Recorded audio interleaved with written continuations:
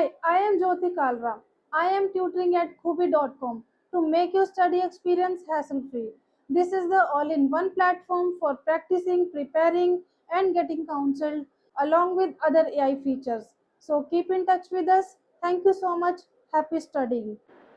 तो नेक्स्ट आता है some nouns have two meanings in singular, मतलब कुछ नाउन्स ऐसे होते हैं जब उनकी सिंगुलर फॉर्म है, जब वो एक ही है तब उसके दो मतलब है।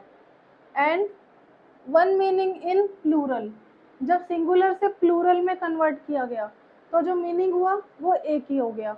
ठीक है, जैसे कि पेपर, पेपर एक सिंगुलर वर्ड है, इसके दो मतलब हो सकते हैं।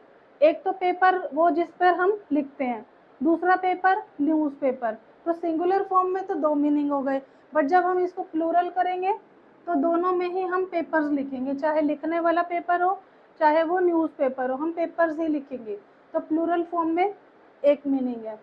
ग्लास, सिंगुलर फॉर्म में दो मीनिंग हो सकते हैं, एक तो ग्लास कांच, विंडो पर जो कांच लगता है वो वाला, दूसरा पानी पीने वाला ग्लास। बट हम इसको ग्लासेस कर देते हैं तो दोनों में है, इसी तरह से हम ग्लासेस लिखेंगे। अगर पानी पीने वाला ग्लास के लिए हमें प्लूरल करना है या फिर हमें कांच के लिए करना है तो उसके लिए हम इसी तरह से ग्लासेस लिखेंगे।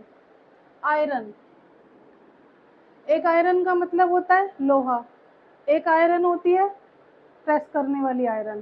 तो दो मीनिंग हो गए, बट हम इनको प्लूरल करते हुए आयरन्स लिखेंगे। ऐसे ही लाइट, लाइट मीन्स रोशनी, और एक लाइट होती है बल्ब या लैम्प, और इसको प्लूरल फॉर्म में लिखेंगे लाइट्स। वर्क, काम करना, जो लेबर काम करती है, और एक वर्क होता है कुछ आर्टिस्टिक करना, पेंटिंग वगैरह हो गया, लिटरेचर हो गया, उससे रिलेटेड, उसको भी वर्क बोलते हैं। तो इसका हो जाएगा वर्क्स। नेक्स्ट आता है इसी का opposite, two meanings in plural and one meaning in singular. Singular form में जैसे कि कस्टम, कस्टम का मतलब होता है हमारे जो ट्रेडिशंस होते हैं उसके बारे में बात हो रही है, कस्टम, ये सिंगुलर फॉर्म है। अगर हम इसको प्लूरल कर दें कस्टम्स तो इसके दो मीनिंग हो जाएंगे, एक तो ट्रेडिशन जो बताया गया है वही, एक होता है जो ड्यूटी, ड्यूटी पे करते हैं एयरपोर्ट पर जब फॉरेन कंट्री से वापस आते हैं, वो वाली। जो इस तरह से वर्ड यूज़ होते हैं कस्टम्स, इसके लिए दो हो गए वर्ड यूज़। तो सिंगुलर में वन था वर्ड और प्लूरल में दो मीनिंग हो गए। इसी तरह से सिंगुलर में गुड, गुड का मतलब अच्छा, अगर हम इसको गुड्स कर दें तो एक मीनिंग तो वही रहेगा, गुड जो बेनिफिट है या गुड है, इस तरह से जो वर्ड यूज़ हो रहे हैं गुड के लिए जो भी मीनिंग यूज़ होता है वो वाला गुड। दूसरा गुड्स, गुड्स का मतलब होता है जैसे कमर्शियली जो प्रोडक्ट्स यूज़ होते हैं, जैसे कोई शॉप है उसके ऊपर जो सामान या माल रखा हुआ है उसको गुड्स बोलते हैं। तो गुड्स। मैनर, मैनर का मतलब होता है किसी तरीके से करना, किसी in this manner, in this way, किसी तरीके से किसी काम को करना, वो एक मीनिंग हो गया। अगर हमने मैनर्स कर दिया तो एक मीनिंग तो वही रहेगा, in this way, in a particular way.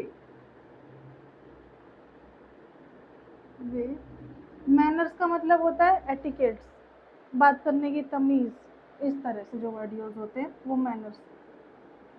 Manners. Pen, pen मतलब दर्द, सिंपल है, सबको पता होगा।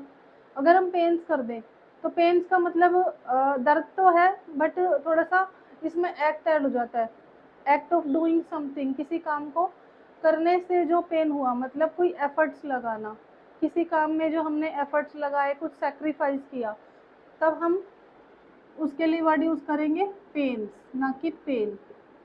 फोर्स, फोर्स का मतलब धक्का देना, ताकत लगाना, पावर लगाना, उसके लिए वर्ड यूज़ होता है फोर्स। अगर हमने फोर्सेस कर दिया तो ये आर्मी या पुलिस से रिलेटेड जो वर्ड्स यूज़ होते हैं फोर्सेस, उस तरह से जो बॉडीज़ काम करती है तो उसके लिए फोर्सेस यूज़ होता है, तो मीनिंग ही चेंज हो गया।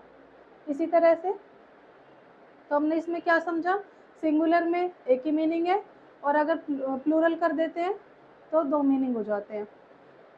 नेक्स्ट, कोई भी लेटर्स या फिगर्स या कोई भी other symbols are made plural by adding apostrophe and S, इसको बोलते हैं अपोस्ट्रोफी। इसको इस तरह से कोई भी लेटर्स है या फिगर्स है, सिंगल लेटर, जैसे ये है, कोई डिजिट्स हो गई, ऐसे सिंगल डिजिट्स हैं, कोई भी सिंबल्स हो गए, उनके लिए जब हमें यूज़ करना हो उसे सिर्फ प्लूरल फॉर्म में करना है, पूरे वर्ड को नहीं करना, सिंबल या लेटर्स वगैरह को करना है, सिंगल लेटर को, तो उसके लिए हम अपोस्ट्रोफी फिर एस लगा देते हैं।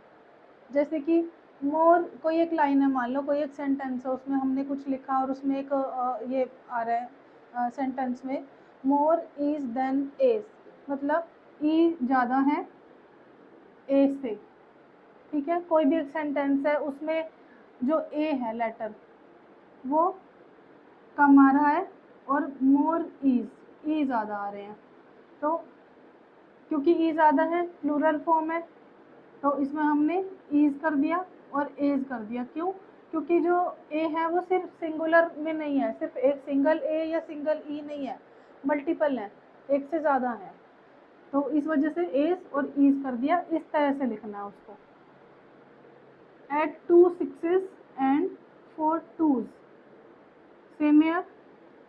नेक्स्ट, मिस सिंघानियाज, कोई भी सरनेम होता है, सरनेम को हम इस तरह से लिख सकते हैं, मिस सिंघानियाज, एस लगाना, ये ठीक है, ठीक है। मिस सिंघानिया एक पर्सन के बारे में है, और अगर हम सिंघानियाज बोल देते हैं तो इसका मतलब ये है कि सिंघानिया फैमिली से रिलेट कर रहे हैं, हम उस पूरी फैमिली से रिलेट करते हुए उस वर्ड को हम बोल रहे हैं, तो ये हो जाएगा सिंघानियाज।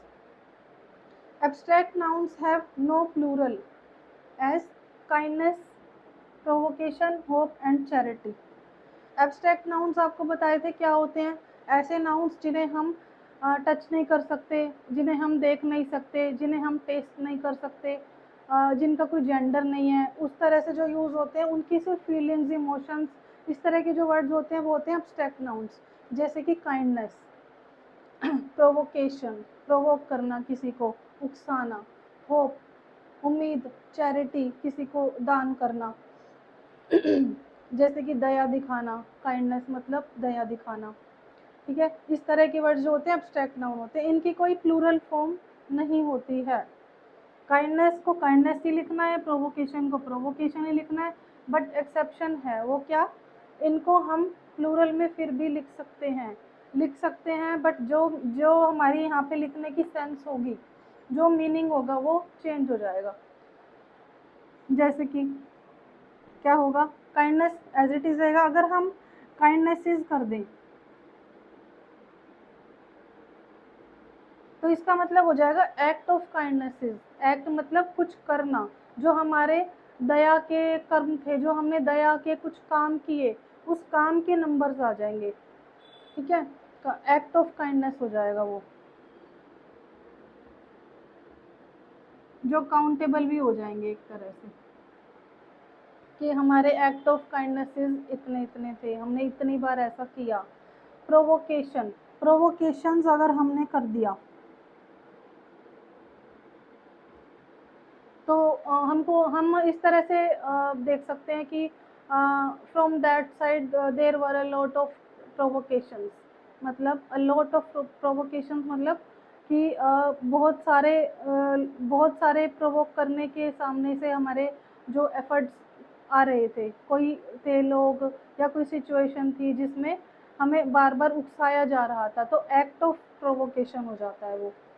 ऐसे ही होप्स, अभी ये होप है, इसका मतलब है उम्मीद, होप्स हो जाता है तो हमारे पास एक्ट ऑफ उम्मीद, एक्ट ऑफ होप हो जाएगा, मतलब। तो नेक्स्ट आता है होप। होप्स, होप्स मतलब उम्मीदें, सिर्फ होप नहीं है, होप्स है, तो ये भी काउंटेबल हो जाएंगी, ठीक है।